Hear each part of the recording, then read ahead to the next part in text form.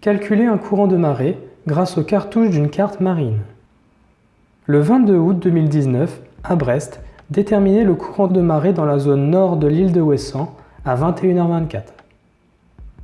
Première étape, repérez les éléments dont vous aurez besoin dans votre tableau de marée. Voici le tableau de marée de Brest à la colonne août 2019.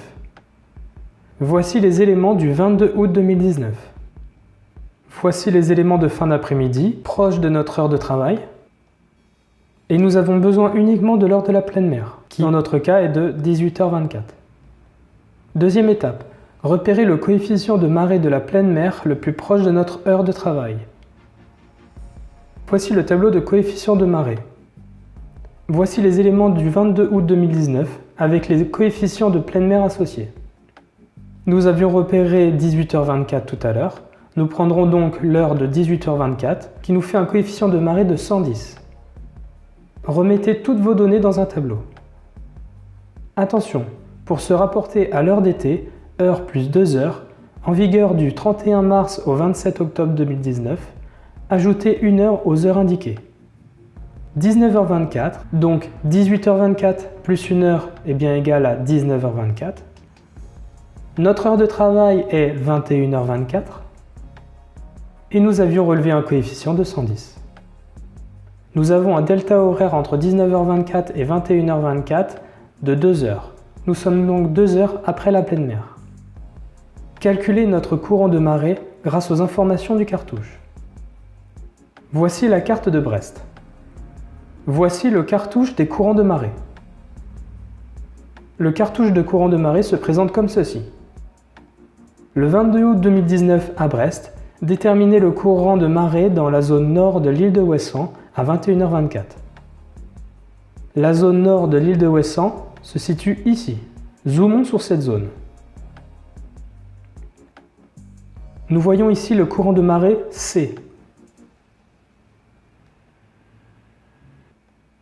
Retournons dans notre cartouche. La colonne du courant de marée C se situe ici. Voici les éléments dont nous aurons besoin. Isolons uniquement ces éléments. Nous voyons ici ce qui nous indique la colonne de vives eaux ou de mortes eaux. Nous trouvons donc les vitesses en E de vives eaux et de mortes eaux. Les vives eaux se situant à gauche, les mortes eaux se situant à droite. Nous avons vu que nous avions un coefficient de 110. Coefficient moyen de vives eaux est de 95. Le coefficient moyen de marée est de 70 et le coefficient moyen de mortes eaux est de 45. Tout ce qui se situera au-dessus de 70 sera en vives eaux. Tout ce qui se situera en dessous de 70 sera en mortes eaux. Étant donné que nous nous situons au-dessus de 70, nous serons donc en vives eaux. Nous regarderons uniquement la colonne des vives eaux. Regardons maintenant la colonne des horaires par rapport à la pleine mer. Ceci s'étend bien de -6 à +6, c'est-à-dire 6 heures avant la pleine mer ou 6 heures après la pleine mer. Nous avons dit précédemment que nous étions 2 heures après la pleine mer. Nous allons donc regarder uniquement +2, qui est 2 heures après la pleine mer. Tirons un trait et regardons nos éléments se situant 2 heures après la pleine mer. Nous voyons ici les directions du courant et nous voyons ici les vitesses en E de vives eaux. Isolons uniquement nos données dont nous avons besoin, qui sont un courant au 138 pour 0,9 nœuds. Donc pour le courant de marée C, 2 heures après la pleine mer, un coefficient moyen de vives eaux de 95, la direction du courant sera donc de 138 et la force du courant sera de 0,9 nœuds pour un coefficient moyen de 95. Nous avons un coefficient de 110. Nous devons donc calculer ces valeurs pour un coefficient de 110. Pour ce faire, nous utiliserons le produit en croix. Nous savons que nous avons 0,9 nœuds pour un coefficient de 95. Et nous cherchons combien nous avons pour un coefficient de 110. Multipliez 0,9 par 110, divisez le tout par 95, ce qui nous fait 1,04 nœuds. Donc, pour un coefficient de 110, la direction du courant est toujours au 1,38 et la force du courant est de 1,04 nœuds. Déterminez le courant de marée dans la zone nord de l'île de Ouessant à 21h24.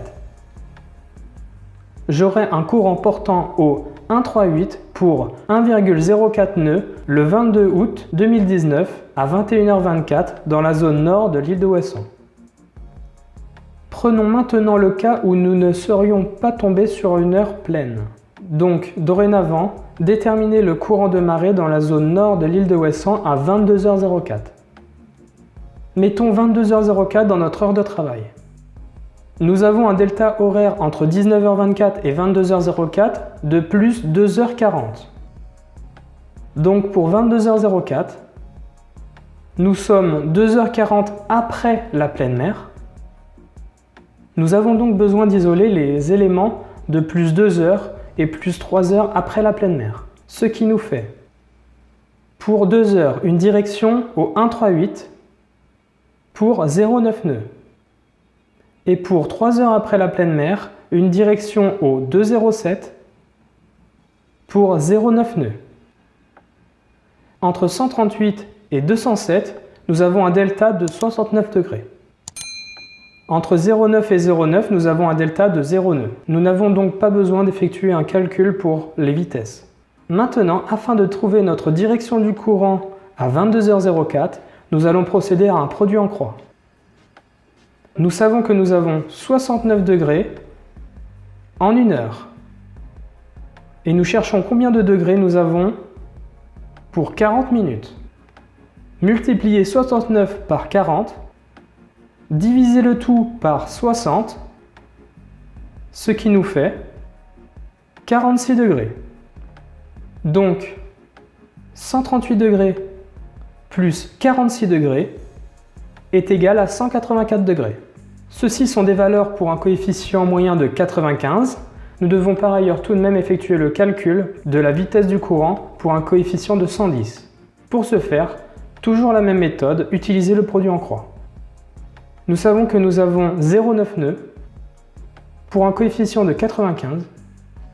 Nous cherchons la vitesse du courant pour un coefficient de 110. Multipliez 0,9 par 110, divisez le tout par 95, ce qui nous fait 1,04 nœuds.